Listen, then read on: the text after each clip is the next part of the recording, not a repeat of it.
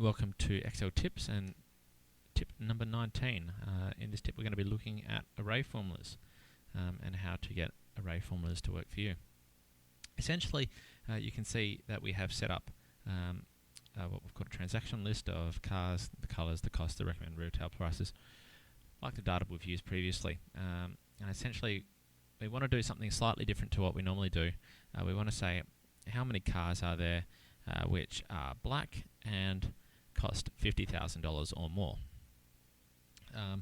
And now typically, we could do a count if it was just one of these, or a count if it was just one of these. We're still talking 2003 here. Of course, in 2007 and 2010, we have the ability to do count ifs and sum ifs, but we will save that for another tutorial. So in this method, we're going to say, right, well, we need to figure it out using an array. So array formula, you can see it has the curly brackets at the end, and we'll show you how to get them in just a second. And we've done this formula twice, once using the criteria and once with actually writing the text in and the dollar value in. So you can see they're essentially exactly the same, except for this one will actually reference the two cells. Now you'll see I've double clicked in this. Now the curly brackets disappear, and if I was just to press enter, you'll see I get a hash value. And the reason for that is it's entered it as a standard formula. To get an array formula, instead of pressing enter, you press Control-Shift-Enter. And you see it creates it in an array, and it looks up the actual array values in here. There is another way to do this formula, which you can do it outside of an array and have it in the same format, which would be a sum product. Now, we will touch on that probably the same stage we do the sum ifs and the count ifs to show you how to do it in 2003. But as a quick example, I will just edit this one here now.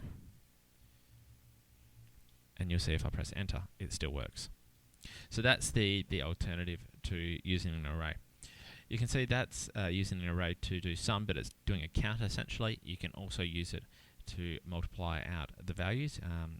So this one's recommended retail price, and if I click into the formula, you'll see it's multiplying recommended retail price at the end. Now, how an array actually works, if I can highlight one section of this formula here, and I press F9, you see it actually sets up true, false, false, true, true, false, false. And what that's actually doing, if I undo that quickly, is you'll see it's looking at the range D9 to D15, so black through to silver there, and it is comparing it against J11, which is black. So for every one where it's black, it's giving a true, so black is true, false, false, true, true, false, false. And essentially a true is a 1 and a false is a 0.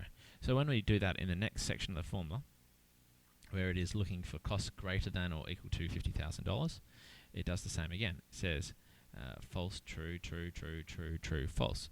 So what we're doing is cross-multiplying all the trues and all the falses. So 1 multiplied by 0 is going to be 0, so whatever we multiply the recommended retail price, it will be 0.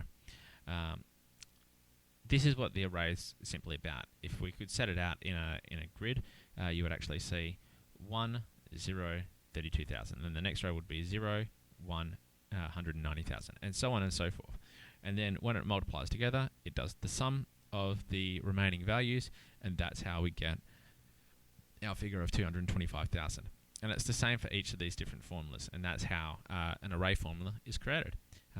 Just as I said at the start, or early in the tutorial, the most important thing to remember with an array formula is if you press enter, it won't work. So you must press Control-Shift-Enter to give you the curly brackets and make sure that it calculates correctly.